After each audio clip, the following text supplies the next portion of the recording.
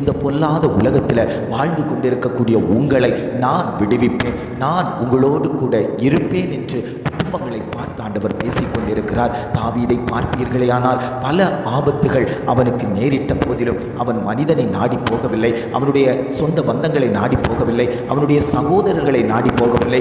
தேவ சமூகத்தில் விழுந்து கிடந்தார். ஆண்டவரே, நீர் என்னை அபிஷேகம் பண்ணியிருக்கிறேன், எனக்கு இந்த தண்டு என்னை நோக்கி வந்து கொண்டிருக்கிறது, பல ஆபத்துகள் என்னை நோக்கி வந்து கொண்டிருக்கிறது, என் ஜீவனுக்கு விரோதமாய் பல தண்டுகள் என்னை நோக்கி வந்து கொண்டிருக்கிறது, என்னால் அவைகளை எதிர்த்து போராட முடியாது, நீர் என்னை இந்த ஆபத்து காலத்தில் இருந்து என்னை விடுவிக்க வேண்டும் என்று அவன் கேட்ட போதெல்லாம் ஆண்டவர் அவனை விடுவித்து அவனுக்கு ஜீவனை கொடுத்து அவனை பராமரித்து வந்தாரே. ஆனால் உங்கள் குடும்பத்தை பாதுகாக்க மாட்டாரா? உங்கள் குடும்பத்தை விடுதலை செய்ய மாட்டாரா? நிச்சயமாகவே உங்களையும் விடுதலை செய்து உங்கள் குடும்பத்தையும் பாதுகாத்து யாரெல்லாம் தேவனை நோக்கி கூப்பிட்டு கொண்டிருக்கிறார்களோ அத்தனை பேருக்கும் ஆண்டவர் விடுதலை தரக்கூடிய நல்ல தகப்பனைத்தான் நாம் ஆராதித்துக் கொண்டிருக்கிறோம். இதற்காக சோர்ந்து போக வேண்டாம். என் குடும்பத்தில் ஆபத்து வந்திருக்கிறதே, என் குடும்பத்தில் சோதனை வந்திருக்கிறதே, கடன் பாரம் நாளுக்கு நாள் பெருகி கொண்டிருக்கிறதே, வியாதியின் சூழ்நிலைமை கஷ்டமாகி கொண்டிருக்கிறதே, மருத்துவர்கள் எல்லாம் கைவிடப்பட்டு விட்டார்களே, இனி மருந்து செய்தாலும் இது பிழைப்பதில்லை என்று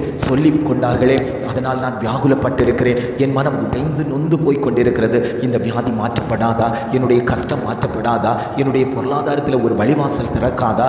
என் தொழில் பலவீனம் அடைந்து கொண்டிருக்கிறது, நான் அதிகமாய் பிரயாசப்படுகிறேன், ஆனாலும் என்னுடைய தொழிலில் ஒரு முன்னேற்றம் இல்லை, என்னுடைய ஊழிய பாதை பின்தங்கிய நிலையில் இருந்து கொண்டிருக்கிறதே, சத்ருவானவனுடைய கிரியை நடந்து கொண்டிருக்கிறதே என்று எத்தனை பேர் தேவ சமூகத்தை நோக்கி ஆண்டவரே இந்த ஆபத்தில் இருந்து எங்களை விடுவித்தருளும் என்று எத்தனை குடும்பங்கள் வாஞ்சித்து இந்த வசனத்தை பிடித்து கொண்டு கேட்கிறீர்களோ அத்தனை பேருக்கும் ஆண்டவர் விடுதலையை தருவேன் என்று வாக்கு கொடுத்து கொண்டிருக்கிறார்.